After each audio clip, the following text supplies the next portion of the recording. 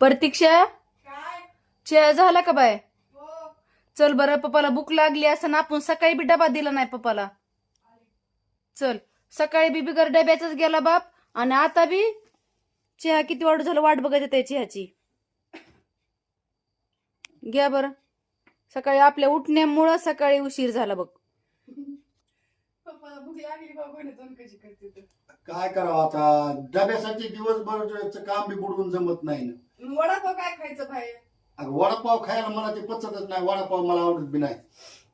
पीत होतं त्याच्यामुळे मी खात बी नाही ते वडापाव. नाही खातोय. नाही पीत होते वडापाव, मला पीत होते वडापाव.